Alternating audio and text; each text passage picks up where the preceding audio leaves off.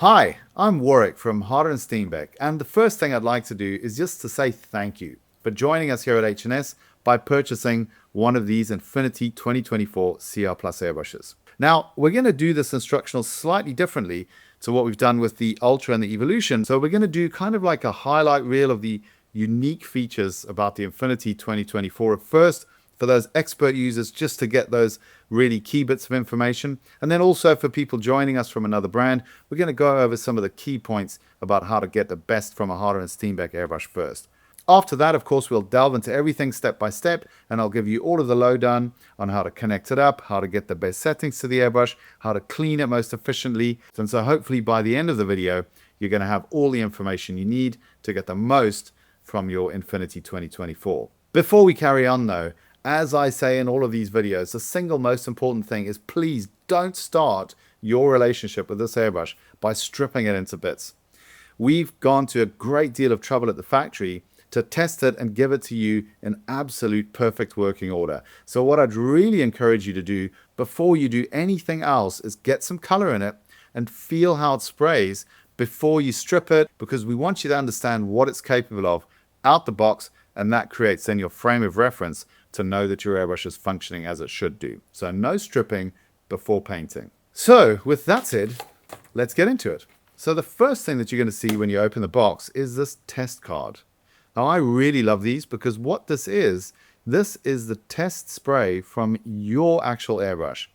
Keep it because it's a point of reference that you can always check to make sure that your airbrush is performing factory fresh. It's a great thing to keep around as a point of reference. I also really love them because when I look at these, I can tell who tested the airbrush because it's kind of like a signature. On the reverse is a QR code, which will take you to a page on our website where there's some additional information about spare parts and such like. So it's a useful little tool to keep around. Having a look at the airbrush itself, I want to give you a couple of pointers about how to set it up out the box. Now, we like to set these up out the box with a very, very fluid, somewhat easy trigger feel. The two things that influence that are this piece here, which is the needle spring tension adjuster. We set that to about 2 millimeters in front of the needle chuck out the factory because we believe that people who use the Infinity want to have a very fluid feel on the trigger. The other thing that's very important, and I think a lot of people miss this, is if you remove the quick disconnect tail from the air valve of the airbrush, underneath what you'll see is a little screw which you can operate with a flat bladed screwdriver, and this is the tension for the spring that governs how much you feel when you push down on the trigger. Now again, we set these very light, much lighter than the other airbrushes in our range, and that's because we feel that to have full control when you're an expert user, you don't need a lot of feedback from the spring systems in the airbrush, and having less spring tension on it helps you to paint comfortably for longer. So it's just a note of the things that you can do to personalize it, and these are quite significant points, and they can really help to set everything up to make you feel really comfortable with your airbrush. Next, I'm going to talk to you about a couple of features at the front and the back of the airbrush. Now these are really key to the Infinity. The first one is the Harder and Steenbeck Clog control system. The Clog control system is based on the principle that every airbrush will always get color drying on the needle tip, and if you can manage that, you will never have a clog.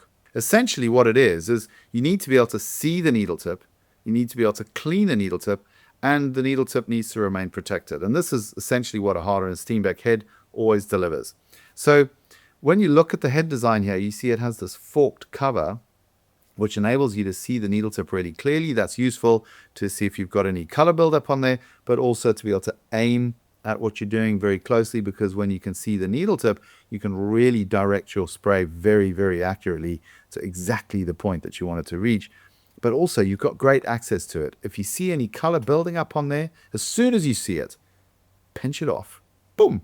And then that alone will just mitigate the whole clogging scenario, and you never have it happen, because all clogs begin as color drying on the needle tip, gets bigger and bigger and bigger, the needle tip gets larger and larger until you pull it back to try to clear it.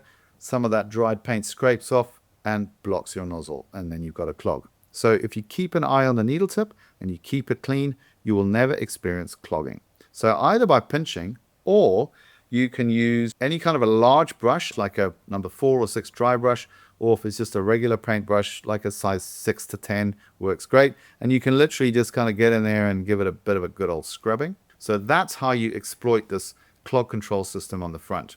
Now at the rear of the airbrush, you've got our quick fix memory system. When you use a needle stopping system, which is there to control how far back you can pull the trigger, the problem with all of them is that one of the ways also that you can mitigate against color drying on the tip of the needle is by pointing the airbrush away from your work and giving it a quick full pull on the trigger. What that does is it puts a load of very wet paint quickly over the needle and cleans it.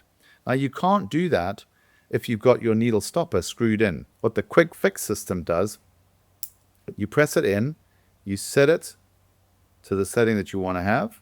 So let's say we want a very small trigger opening. You can do that detail work and enjoy that tiny setting. And when you want to give it a quick blow through, you just pull it out to disengage that. You've got your full trigger travel back, and then push the button back in and it takes you precisely back to that same setting. So it's like a memory system for your needle setting, which is pretty cool. The next thing I want to tell you about is the Harder and Steenbeck nozzle system. Now we use a clamp-in nozzle system, and the reason why we do that is because it makes stripping and cleaning and maintenance so much easier than a screw-in nozzle system. On the back of the nozzle, you'll see there's a little white PTFE washer. This is what seals between the nozzle and the body of the airbrush, and it's necessary for the seal to be good in order for the airbrush to function perfectly. If it isn't sealing perfectly, you'll see some bubbles popping up in the cup of the airbrush. The solution for this is super simple. You simply remove the end piece of the airbrush, loosen your needle chuck, pull the needle back just a touch, like 2 or 3 millimeters is more than enough, and then you just tighten up the head. That will solve that problem. You reset your needle, tighten up the chuck, put the handle back on, and you're ready to go. The last thing that I want to cover in this first part of the instructional is how to lubricate the airbrush.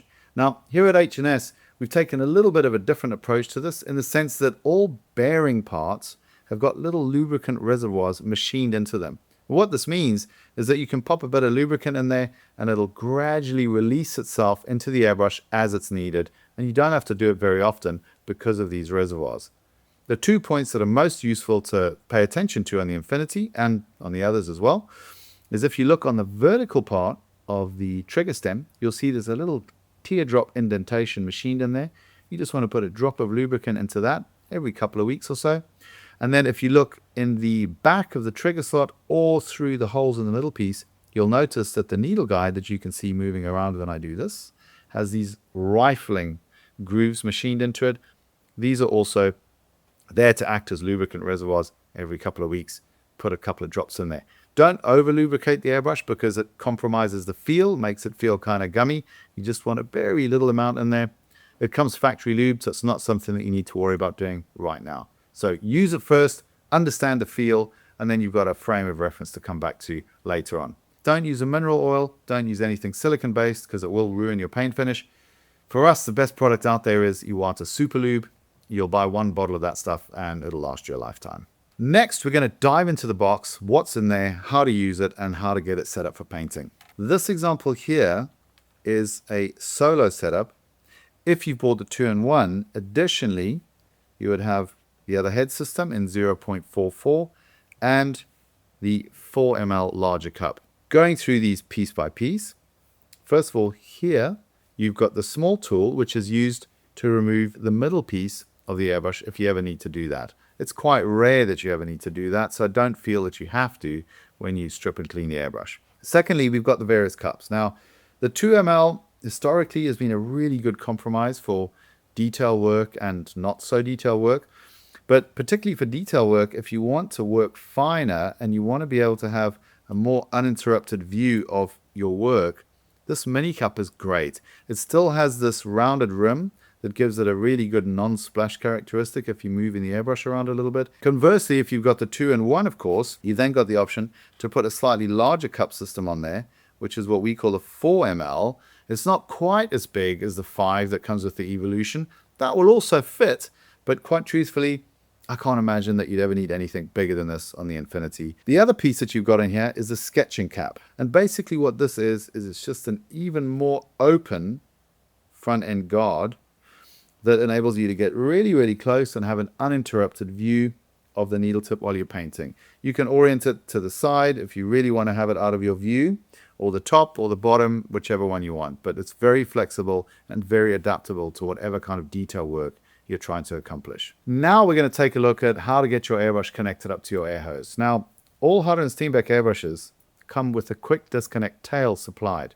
If you're going to use a hose which has got a quick disconnect system on it, that's perfect. You just clip the airbrush straight into the hose and you're ready to go. If you're not using a hose with a quick disconnect system on it, such as this end here, that's no problem. All you need to do is just unscrew this from your airbrush, put your airbrush into the hose end, and screw the hose on until it seals. It's generally not needed anymore to put sealants on the threads or PTFE tape or anything like that, because all good hose systems have an O-ring in the hose head and it'll seal it for you. One short note that I'd like to make about this quick disconnect tail is you have to just be careful when you're putting it on. Don't ever over tighten it. And the reason for that is if you over tighten it, then when you want to remove it, you might unscrew the whole air valve as well. If you do that, it will look like this. It's not a problem. It's just kind of something that you might not intend to do. So the solution for that is when you put the air valve on the airbrush, you want to give that a really good finger tight. And the quick disconnect tail, when you put that on, you just put it on with a little bit less effort. Now we're going to talk about how the airbrush operates. There's two motions in a double action trigger. One of them is up and down, and this operates the air. So when you push it down, the air will start to come out the front of the airbrush.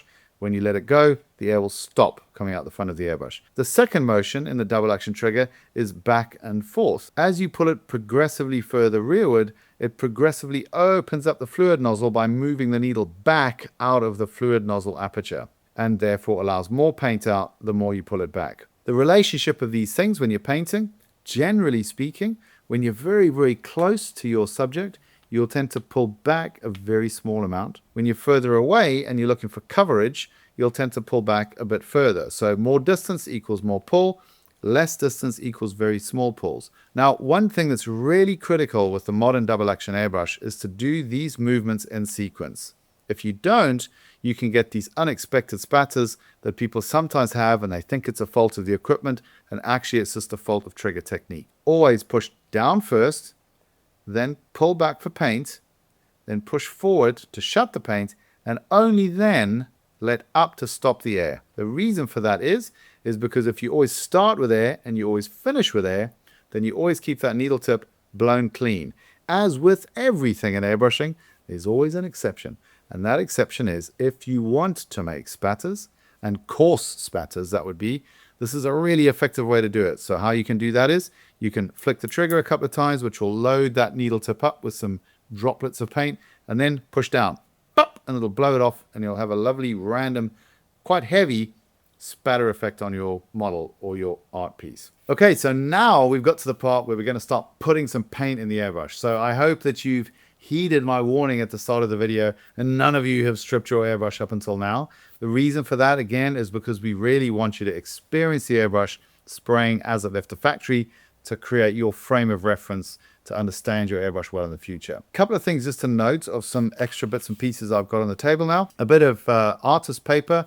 It's just any kind of artist paper from an art shop. Over here, you see something which is probably one of the best inventions that we've seen in the airbrush business in the last 50 years, called a spray out pot. Why are they so amazing? The reason is because when you're working with the airbrush, 90% of the airborne particulates that you're going to create that you could breathe in are going to happen when you're cleaning the airbrush. And these just completely mitigate that. So I'd highly recommend that you get one.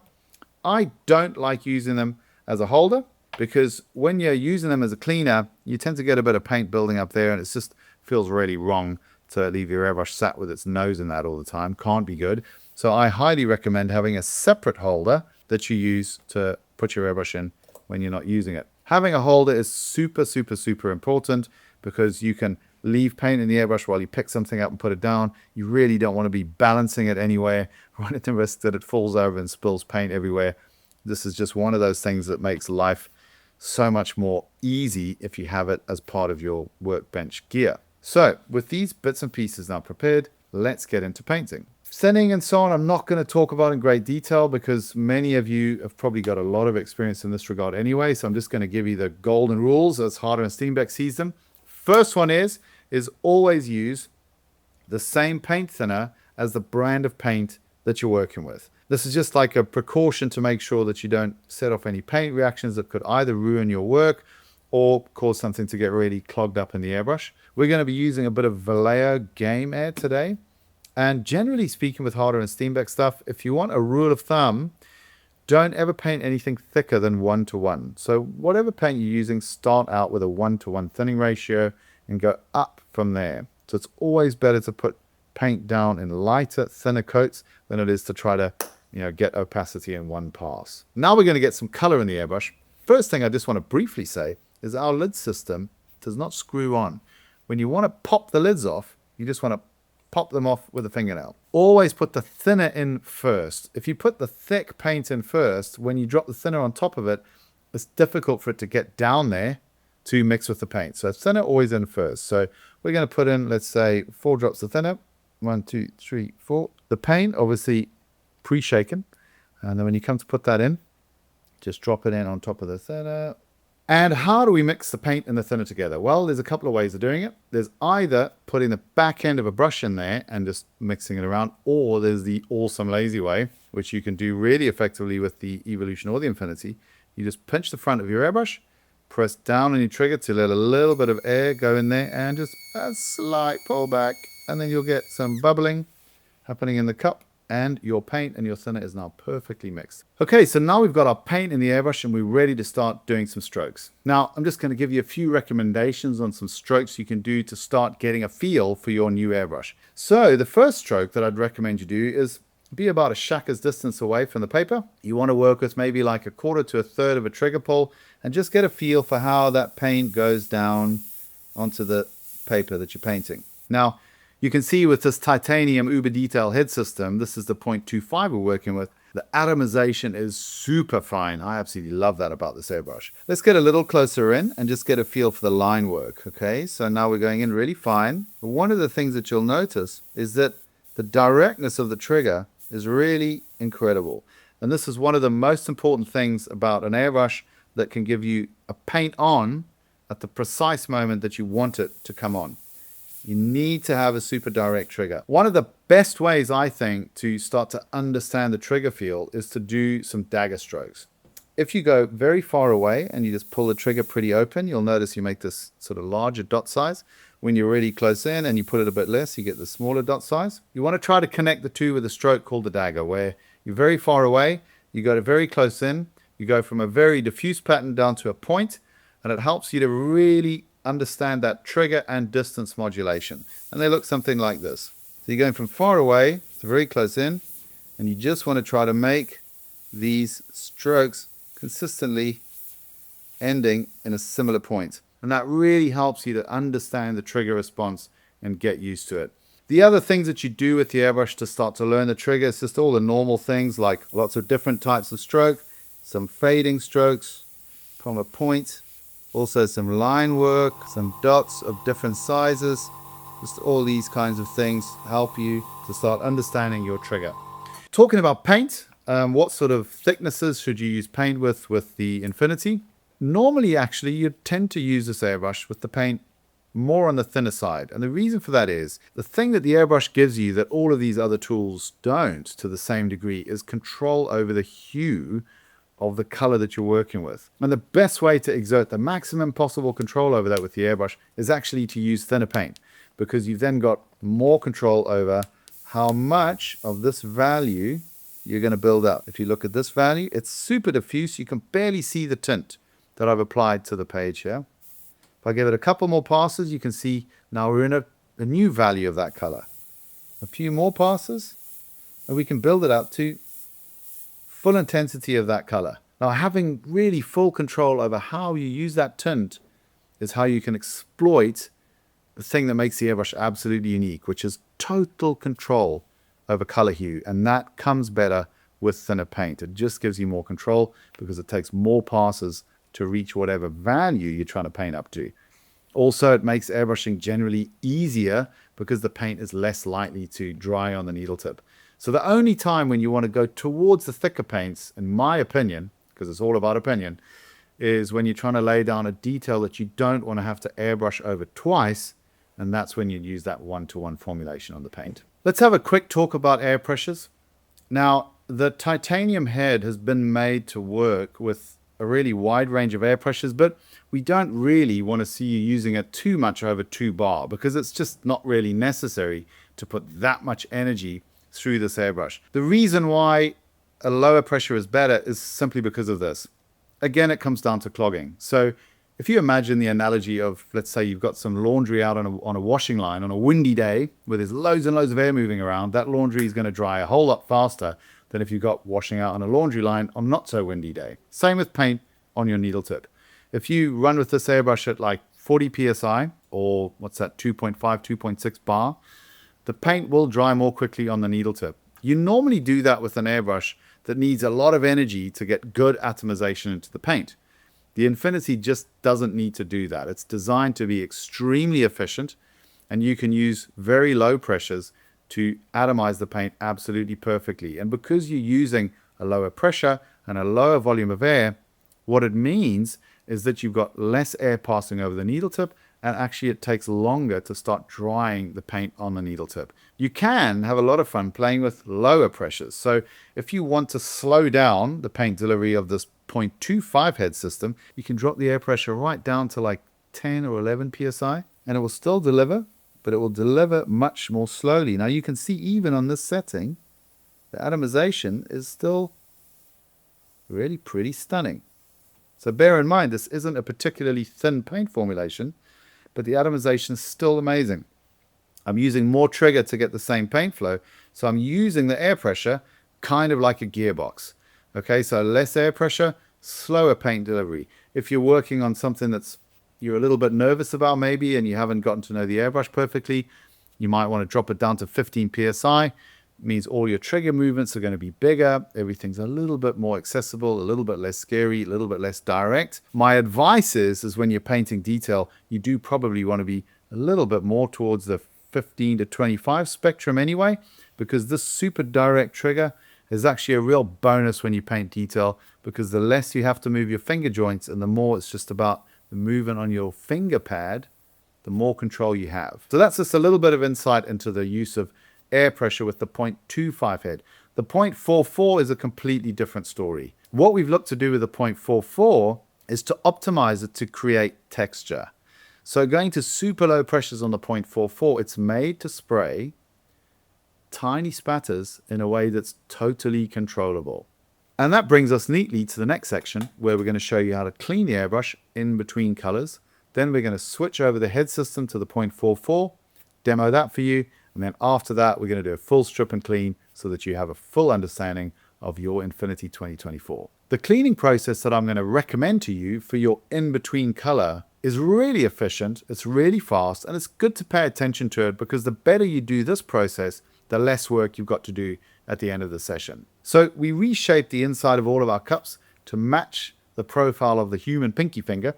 And what that means is that when you come to clean, you just want to get in there, give it a good scoop around in there, and you'll get most of the color out just by doing that with your finger, which then means that when you throw in your airbrush cleaner, it's just cleaning the bit right down at the bottom. Just put a few drops of cleaner in, get it spraying into your clean out pot.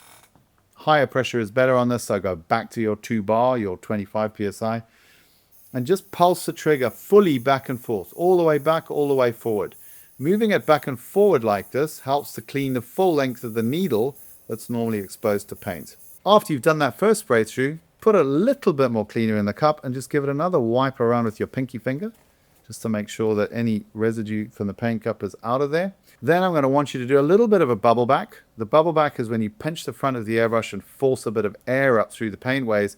What this does is it just helps any stubborn bits of paint that are still in these fine paint ways down the front of the airbrush to get pushed back into the cup where they can be mixed with the cleaner and then get sprayed out.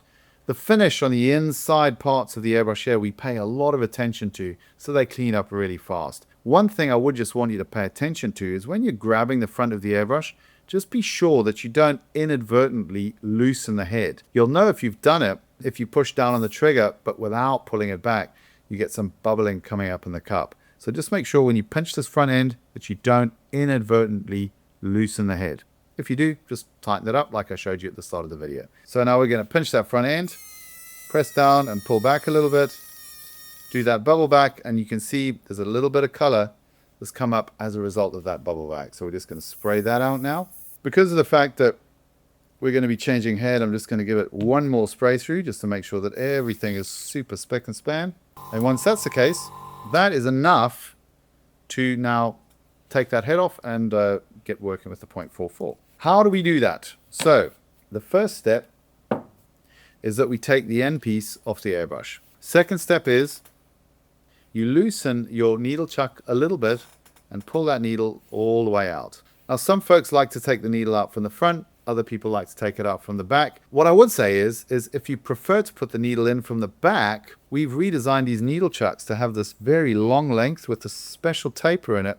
That means you can't catch the tip of the needle when you're putting it in from the back. So it's really, really useful. And the dangers that there were about putting the airbrush in from this side as opposed to from the front are pretty much eradicated with this needle chuck design. Once the needle's out, you can then just remove your head system by just unscrewing it from the front end. And that is one of the beauties of the Harder and Steenbeck head system.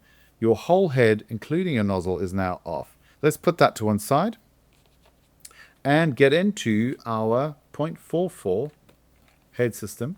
What is this useful for? Will do everything that you'd expect a 0.44 sized head to do, in the sense that if you want to run bigger areas, you want to run heavier paints, you want to run metallics, you want to throw a primer down, it'll do all of that, no problem. The party trick that it keeps up its sleeve is that when you run it down to very low pressures, it's got this amazing ability to create very fine texture. And I don't mean like spatter texture, right? That's different. This kind of texture is what you might want to use to build up a really realistic skin tone, or to put a granite effect on a tiny little rock. So it's a much more subtle effect, but it's kind of something new that I don't think has been available before. So the head just drops out of here, comes with another needle cap on there, so you get two of those obviously.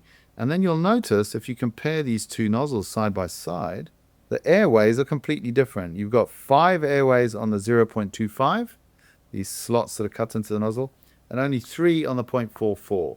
I won't bore you with the technical details of why, but just suffice to say that aerodynamically the concepts are quite different. The way that you identify the sizes is if you look on the 0.44, you'll see there's 4 lines scribed into it that go around the circumference of the barrel.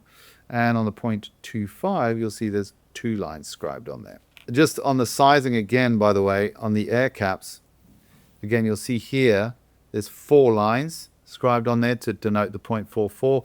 And on the 0.25, you'll see 2 lines scribed on it. So it's very important that you don't mix those up, because one will not work with the other. To get it on the airbrush, you simply just put it in and screw it on. But remember, you want to compress that Teflon nozzle seal, so give it a good finger tight to make sure that it's nipped up. Taking the needle out of the tube that it comes supplied in, it's just a case of tipping it out, but make sure that you tip it into your hands so that you don't damage the tip.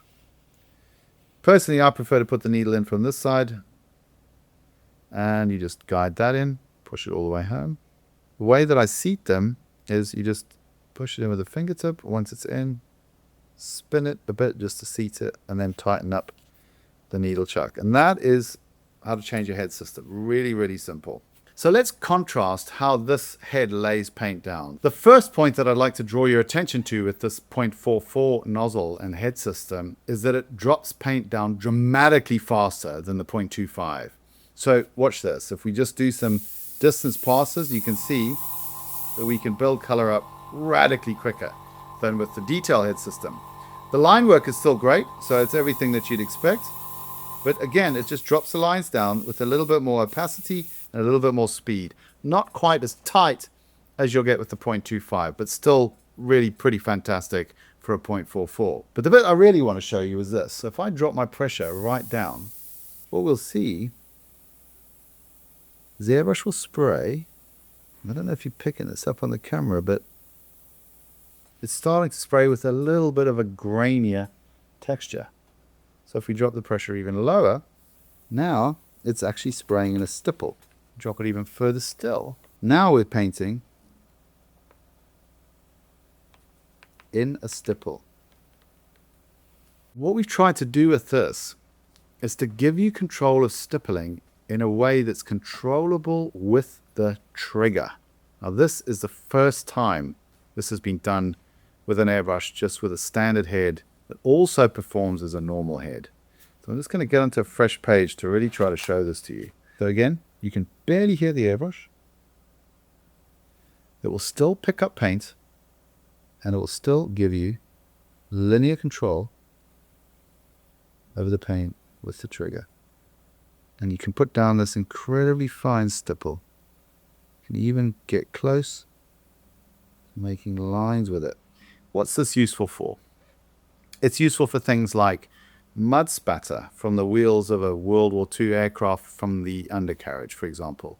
It's useful, as I said earlier, for creating granite textures on very tiny rocks. It's useful for building up coarser skin textures on subjects where you want to be able to build the skin texture up by painting in a way that shows the skin texture with every skin tone that you work with. It's a detail, but I believe that it's a feature that a high-level painter can really exploit. So I'd really encourage you to play with this aspect of the 0.44 head. Now I'm going to show you how I would clean this airbrush at the end of the day. So the first thing, of course, is we get it into our spray out pot. We spray out what's left in the airbrush. So you hear that change in note and you know that all your paint is gone. The first thing that I like to do is I'll pick up the cleaner, put a couple of drips in there, and then get in there with the paper towel or the cloth or whatever, and just wipe out the easy to get out paint that's in the airbrush cut. So that stuff comes out really super easy. And also what you can also do is put a little bit of cleaner on the paper towel and use it to get the paint at the top of the rim of the cup. It sometimes dries there a little bit faster because it doesn't tend to get a lot of wetness up the top there. So you can just wipe that off, and as you can see, all of that is now gone. This is why it's important for us to finish the inside surfaces of the airbrush really highly, because it just makes cleanup a snap. That having been done, we pretty much repeat the process for the color change, but we just probably put a little bit more cleaner through it. So the first thing is we're just going to spray through a cup half full and keep up that pulse on the trigger, back and forth, put another load in there. This time you're going to want to do the bubble back technique. So get it spraying, pinch the front, press down, pull back till you see the bubbles, spray a bit more out, do the bubble again. At this stage, I love to pick up that brush that we talked about earlier. So if it's a dry brush, it's going to be size 4 to 6. If it's a regular brush, size 8 to 10, I like to use. The reason is because you want to have bristles that are long and stiff enough that there's no danger of touching the airbrush with any part of the ferrule. And you want to get some airbrush cleaner in there again. Get your paintbrush, and this is the way that you just clean the bottom of the cup. You just kind of stab it around there and move it around there, and then get on the front end and give that a little bit of a clean as well. You don't need to pull the needle tip back, because if you're using these longer bristles, it's not going to damage it. And what you just want to do there is make sure that everything around that front end is good and nice and clean. That having been done, you can now put it back in your clean out pot, spray that through. Never going to do it any harm to give it a little bit more of a bubble back again. The last step I'd encourage you to do at the end of the day is to remove the needle, okay, and just wipe it like this over the crook of your hand, because you always retain a tiny little bit of color on the needle, and just wiping that tiny bit of color off just means that the next time you come to use your airbrush, the needle's not going to bind at all. Now, I know a lot of people are going to be saying that you should strip the airbrush fully at the end of the session and so on.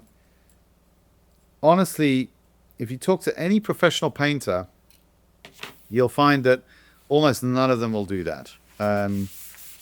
It's just not necessary when you're using a good quality airbrush to fully strip and do the so-called deep cleaning operation. The reason for this is because the surfaces inside the airbrush are really smooth and really shiny, and the purpose of that is to shed paint and clean up really, really fast. So strip the airbrush and soak things and do all of these kind of steps. A, it makes it a bit of a chore, and B, you actually increase the risk of damage. So I'd encourage you to make sure that your in-between color cleaning process is, as I've shown it, fairly comprehensive, making sure that you're getting all the color out of the airbrush, and then the end of day clean can literally just be that. Okay, the final topic that I'm going to cover in this instructional is the terribly named topic of deep cleaning. Now, the reason why I've left it until last is because basically I'd be very happy if a lot of you didn't bother to watch this part. And the reason is because, as I've said in other videos, your airbrush is not a shag pile carpet. There's no need to deep clean it. It's made from metal, which is plated in chromium, and stuff wipes off of it. There's no need to soak it, shampoo it, or do any of these things to it. But if you really insist, stripping your airbrush, I'm going to show you how to do it here. First thing that you want to make sure that you have is it's great to have a work surface where stuff can't roll away from you. So just kind of consider that. There's a few products out there with rims which help to not let stuff go rolling away. You can put it onto a cloth. That's also a sensible option, but just be careful when you're doing that you don't catch needle tips and things like that, because you don't want to bend them. So the first little thing that you might need is to go back inside your airbrush case and take out this little tiny tool. You generally don't need to remove the middle piece of the airbrush for any reason at all, but I'm going to show you how to do it just because you can. So the first thing that you always do when you're wanting to do open heart surgery on your airbrush is you want to take out the pieces that are most fragile and get them set to one side. So the first piece that you want to do that with is, of course, the needle. The end piece you remove just by unscrewing it. Quick note on that: if you want to disassemble this part too, maybe you want to lubricate the threads on your quick fix, the quick fix just screws out like this. We solved one problem on the 2024 airbrush with this really cool little part here that's kind of shaped like a trumpet.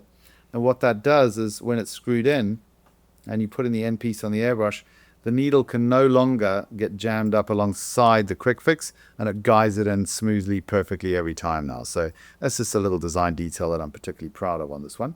To take out the needle, you can take it out from the front or from the back. I'm going to show you both.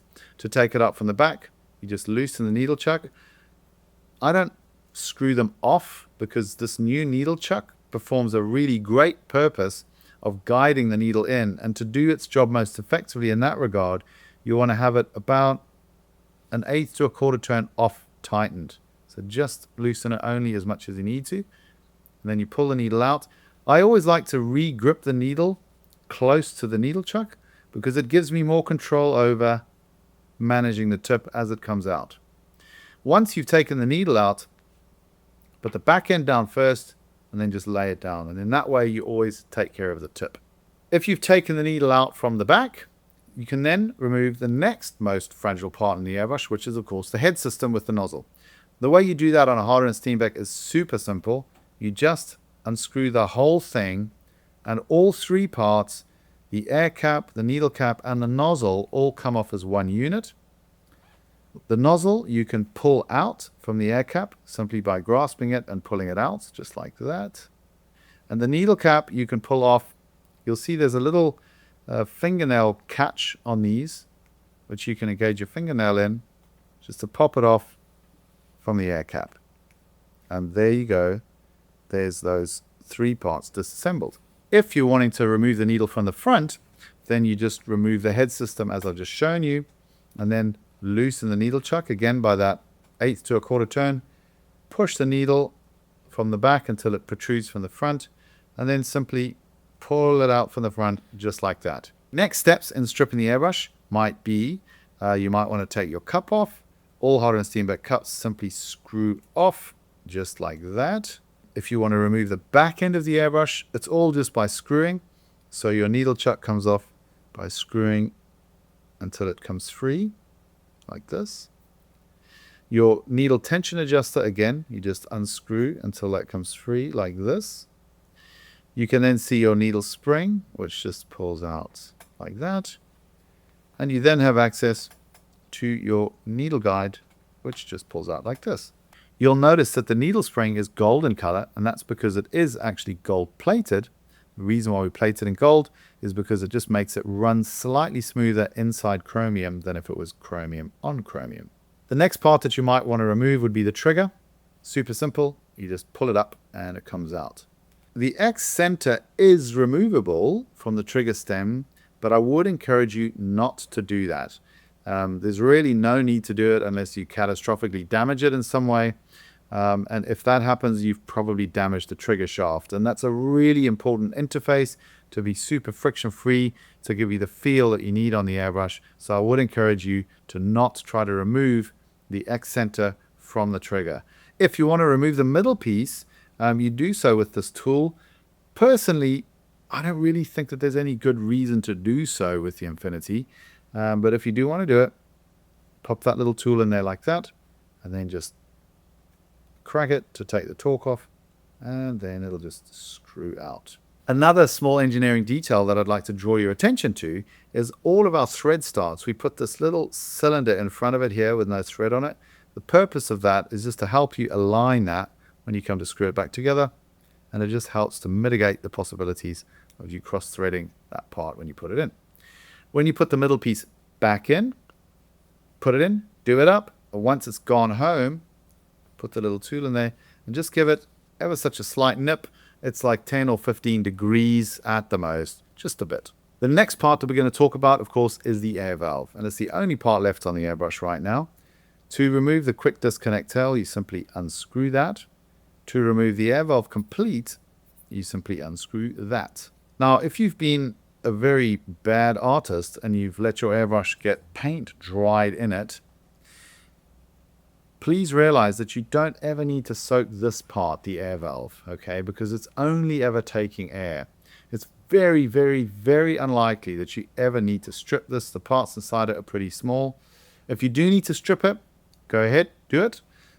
It's this little nut underneath here that you just unscrew and everything will fall out. You'll find in there a plunger, a small O-ring, and a spring. And then there's another small white O-ring that goes on the top here.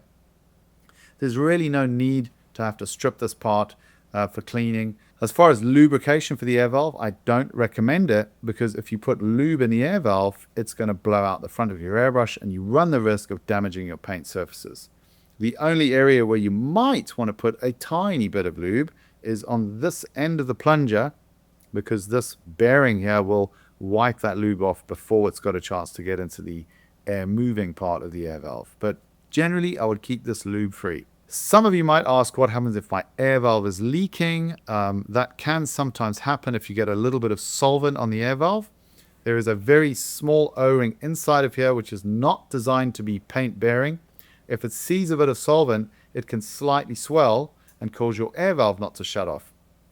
If that happens, even then it's not necessary to strip your air valve. What I would then do is take this part, boil a kettle, pour the hot water into a glass, and just immediately drop the whole air valve in there.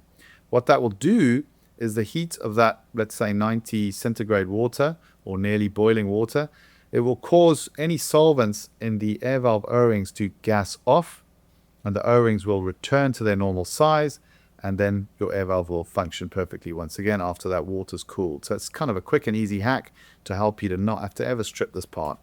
Putting the airbrush back together. You start with the air valve, you just screw it in. Make sure always that this little white O-ring is still there. That's what seals the air valve up from the rest of the airbrush. Just screw it in and give it a good nip so that it's pretty well home on there. If you're using the quick disconnect, screw that on as well. That you don't want to nip up quite so tight, because you want to be able to take that off independently of the air valve. The next part that goes in is the trigger. Now, compared to previous generation Harder and Steenbecks, this is much simpler, because now it can only go in one way. So the little strawberry shape goes towards the back. The X center goes towards the back. You just drop it in. Everything will just fall in as it should. Give it a little bit of a wiggle so that the X center falls down to its lowest position on the trigger.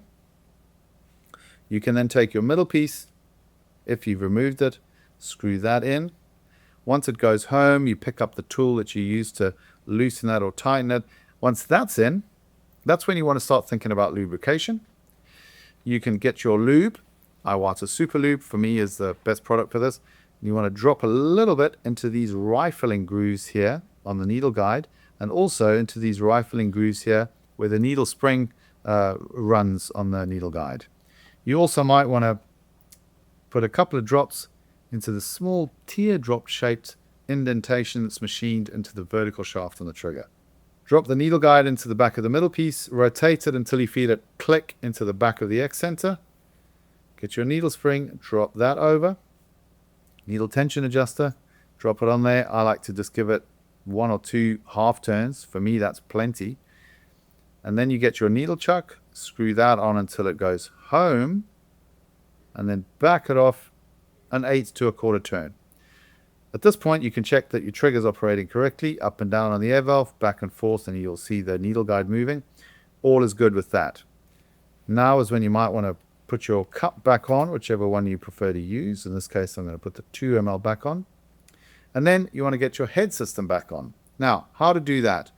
I would always put the needle cap back onto the air cap before you drop the nozzle in, because it just protects the nozzle mouth from impacting anything when you drop it in. And then your nozzle basically just drops home into here. Now obviously this is a titanium head system, so it's pretty robust, but even so, one of the reasons that we like titanium for the Infinity is because of the fact that it's stronger, we can make the nozzle walls thinner, and that's a really big performance differentiator for airbrushes. So of course it's still a part that you want to take some care with. That being done, your head system just screws on. And in terms of how tight this ought to be, you want to put a little bit of effort into that just so that it's a good nip up, because that seal of the Teflon seal on the back of the nozzle to the airbrush body is critical.